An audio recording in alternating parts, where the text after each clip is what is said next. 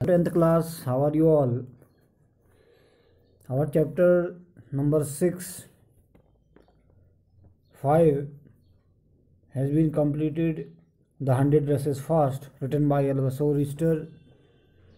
In the chapter, there is divided in two parts, number first and number second. Today, now we will start the second part of the 100 Dresses. Second part. Elvaso Richter is also the writer of this lesson. While the class was circling the room, the monitor from the principal office brought Miss Mason's note. Miss Mason read it several times and studies it thoughtfully for a while. Then she clapped her hands. जब पूरी कक्षा जो है circling में चारों ओर घूम रही थी कमरे के, the monitor from the principal office brought Miss Mason note.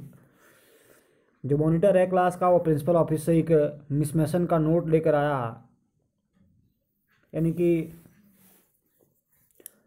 Miss मैसन के लिए एक नोट लेकर आया मॉनिटर प्रिंसिपल ऑफिस से। Miss Mason read it several times. Miss Mason ने कई बार इस नोट को पढ़ा। And studied it thoughtfully for a while. कई बार पढ़ने के बाद विचार किया, सोचा। Then she clapped her hands. तब उसने अपने हाथों से क्या बजाई? तालियां बजाई। और क्लास को कहा अटेंशन। अटेंशन क्लास, यानी कि प्रत्येक कक्षा में प्रत्येक everyone back to their seats. अपने अपनी सीटों पर चले जाओ। सावधान क्लास, सभी अपने अपनी सीटों पर चले जाओ। When the shuffling of feet had stopped and the room was still and quiet, miss Mason said, I have a letter from Wanda's father that I want to read to you. When the shuffling of feet, यानी कि जब पाँव के चलने की आवाज़ रुकी, and the room was still and quiet, जब कमरा बिल्कुल शांत हो गया, miss Mason said, miss Mason ने कहा, आई have a letter from Wanda's father, मेरे पास एक पत्र आया है वांडा के पिता के वहाँ से, that I want to read to you, जिसको मैं चाहती हूँ कि आप सभी के सम्मुख में क्या करूँ? पढ़ूँ। Miss Mason stood there a moment. Miss Mason कुछ देर तक वहाँ खड़ी रही। And the silence in the room grew tense and expectant. पूरे कमरे में क्या था? तनाव का माहौल था, बिल्कुल शांति थी। The teacher adjusted her glasses slowly. Teacher ने अपना जो चश्मा था वो धीरे धीरे क्या किया? व्यवस्थित किया। एंड डेलिबरेटली, मैंने जानबूझकर किया ऐसा, यानी कि लेटर को पढ़ने में थोड़ा देर हो और स्टूडेंट्स के चेहरों को वो पढ़ सके कि उनके हाव भाव कैसे हैं। तो उसने एडजस्टेड किया चश्मे को, अपने ग्लास को, जानबूझकर। Her manner indicated that what was coming. जो उसका व्यवहार था मिस मैसन का, वो ये इंडिकेट कर रहा था, निर्देश दे रहा था या प्रदर्शित कर रहा था कि क्या होने वाला था। This letter from Wanda's father, ये पत्र जो है वांडा के पिता के वहाँ से आया था, was a matter of great importance, जिसका बहुत महत्वपूर्ण महत्व होगा। Everybody listen closely as Miss Mason read it brief note. Miss Mason ने कहा कि हर कोई इस नोट को बड़े ध्यानपूर्वक सुनेगा। बड़ा संक्षिप्त सा नोट लिखा था, छोटा सा, यानी कि लेटर बहुत छोटा था और बड़ा संक्षिप्त नोट लिखा था वांडा के पिता ने मिस मैसन के लिए। उसमें लिखा था, डियर टीचर, प्रिय अध्यापक, my Wanda will not come to your school any more. मेरी वांडा जो है अब आपके विद्यालय में नहीं आएगी। जेक ऑल्सो, यानी कि the brother of Wanda, that's name was Jake. इसका कहीं ऊपर कहीं पहले वाले पार्ट में मेरे ख्याल से जिक्र नहीं हुआ होगा। तो वांडा के भाई का नाम क्या है? जेक है, ठीक है ना, Jack. Now we move away a big city, हम अब एक बड़े शहर में चले गए हैं। नो मोर हॉलर पोलक, कोई वहाँ पोलक नहीं है, पोलक नहीं है। No more ask why funny name, कोई पूछने वाला भी नहीं है कि फनी नेम क्यों है आपके बेटी, आप ये होंडा का। Plenty of funny names in the big city, क्योंकि बड़े शहर में क्या होते हैं, बहुत सारे ऐसे मजाकिये नाम होते हैं। लास्ट में लेटर के नीचे लिखा था, लेटर के, yours truly Jan Petronski. Jan Petronski कौन है? वांडाज के फादर है। A deep silence met the reading of this letter. जैसे ही पत्र समाप्त किया, वांडा ने पूरे कमरे में बिल्कुल क्या हो गया?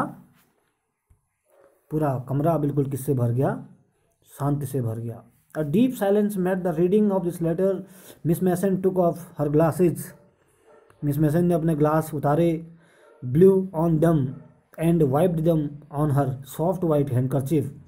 उनमें थोड़ा ब्लू किया, उसको साफ किया, हैंडकरचीफ से शॉर्ट अपने रुमाल से उसको साफ किया, वाइप किया। Then she put them on again, तब दोबारा उसने वो चश्मा पहना। And looked at the class, फिर क्लास की ओर देखा।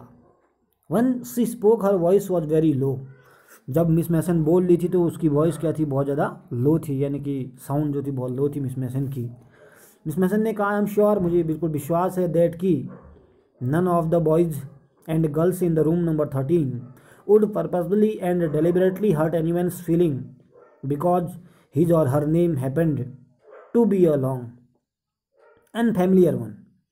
मुझे विश्वास है कि कमरा नंबर 13 में किसी भी लड़के या लड़की ने जानबूझकर किसी की भावनाओं को चोट नहीं पहुंचाई होगी, क्योंकि चाहे वो लड़का हो या लड़की हो, उसका नाम लंबा है या अपरिचित है, या जानबूझकर किसी बच्चे ने, किसी स्टूडेंट ने, किसी लड़के या लड़की ने जानबूझकर किसी के नाम के साथ आज तक मजाक नहीं किया होगा, ऐसा मेरा विश्वास है। कहा, आई प्रीफर, मुझे लगता है, to think that what was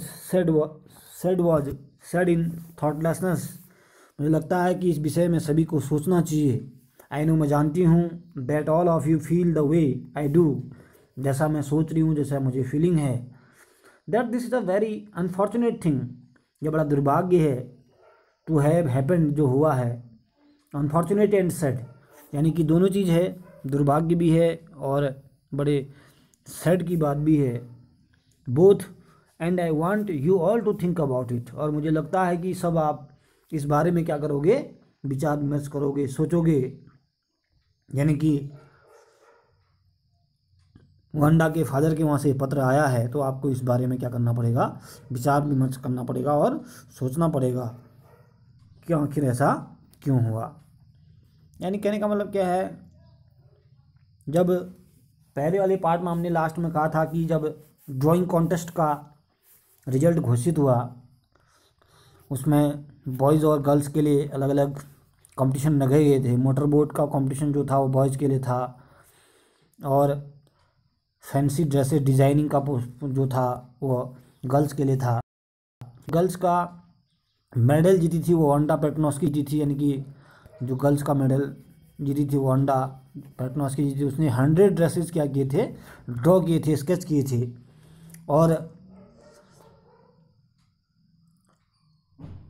वो 100 ड्रेसेस के अलावा किसी अन्य बच्चे ने इतने स्केच नहीं किए थे, तो वो जीती थी। और दूसरा, वांडा पेट्नोस्की कई दिनों से स्कूल नहीं आ रही थी, तो अंत में बाद में सेकंड पार्ट में हमारा जो था वो लेटर वांडा के पिता ने क्या किया था, मिस मैसन यानी कि पूरे टीचर्स को, पूरे स्कूल टीचर्स को भेजा था। वो लेटर का नोट ये है, ठीक है ना।